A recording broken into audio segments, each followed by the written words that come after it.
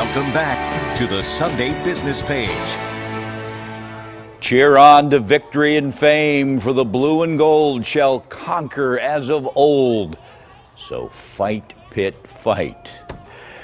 Well, the blue and gold has changed just a bit, maybe closer to blue and yellow now. The University of Pittsburgh Panthers will march on to victory in athletic wear that is brand new. Get your gear. Come out next Saturday to the spring football game. You'll see all of our players and our coaches, and Heinz Field redone too. Hail to Pitt! Yeah, Pitt's annual blue-gold game played Saturday at Heinz Field. So what goes into changing a university or professional athletic team's color scheme and design for its uniforms?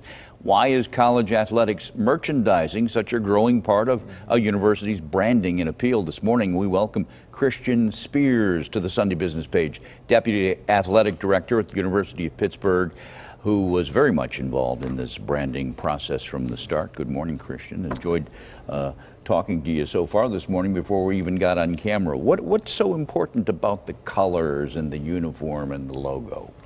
You know, the simple things, right? Look good, play good, and hopefully that'll happen. We'll be able to represent the brand with better play on the field moving forward.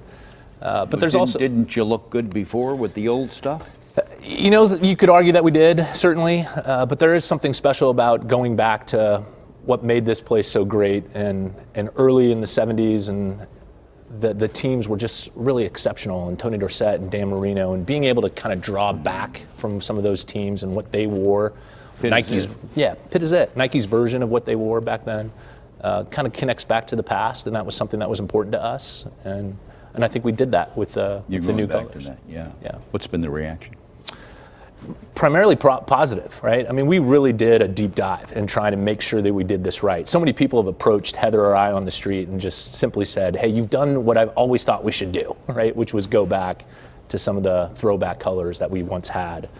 And then when you use the cathedral as your inspiration for the new marks and logos, it's kind of hard to argue with. Yeah, explain about how the cathedral influenced it. Yeah, so the Panther head, for instance, is a direct representation of the Panther statutes that are on campus. It's also a part of the Cathedral of Learning itself. There's a Panther logo on the cathedral, and then the stripes and the arches that are represented in the cathedral stripe is reflective of the arches that are inside the Cathedral of Learning. Now, was that part of the original branding years ago, or that's something you've incorporated? Yeah, I think they tried to do that. I think they tried to incorporate the cathedral in the past, but I think we took a very intentional approach with that, and Nike did a really good job of kind of identifying the structures inside the cathedral that we could pull out and put into our brand. How does this work when a university partners with Nike?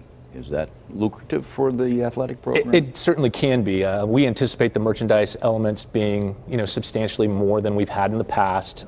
Part of the process was building a Nike team store on campus. So we partnered with our bookstore, and they dedicated 800 square feet for Nike, and now we have a Nike concept store inside our university bookstore, which is dedicated only to Nike merchandise and is reflective of all the new marks and logos that you see. But their logo is on your uniforms. Do they must pay for that? How does that work? Certainly, yeah. We receive a substantial amount of apparel from Nike as part of our university-wide contract, and then obviously the use and of being able to represent that we are a Nike school is important.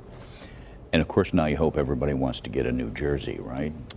It's happening. It's happening quickly. Our very first day that the store opened, we sold $24,000 in merchandise in 4 hours. And typically the store does about $5,000 a day. So to get $24,000 in 5 hours, it's a pretty good day. Yeah. So you get a piece of that, or? We share that with the university. We have a really unique relationship in that we've partnered with the university on how we manage our merchandise, something that we probably should have been doing all along, but we were able to do that over the last 23 months, and that's something that will benefit the entire university. So when you're putting this new design together, do you think about the television camera? How is this going to look on TV when your games are broadcast? No, for sure. And some of the feedback that we got, we surveyed all of our fans after the football season on which uniforms they like the best. 76% of our season ticket holders said they liked the throwbacks. So it wasn't difficult to determine that would probably be the best course of action, to listen to the fans. And when you get 70%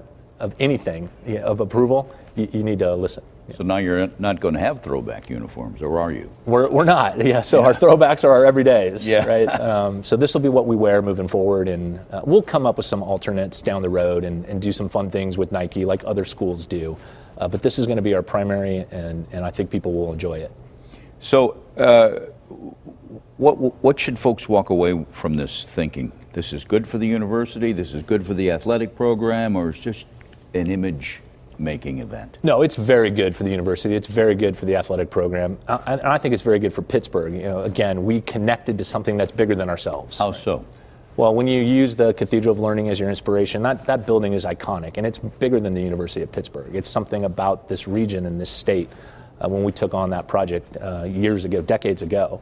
And to incorporate that into our marks and logos, I think is a win. And I think it connects to something bigger than the University of Pittsburgh itself. So we feel good about it. Christian, good luck to you. Thanks for coming in this morning. Enjoyed talking to you very much. Paul, me too. Thank you, sir.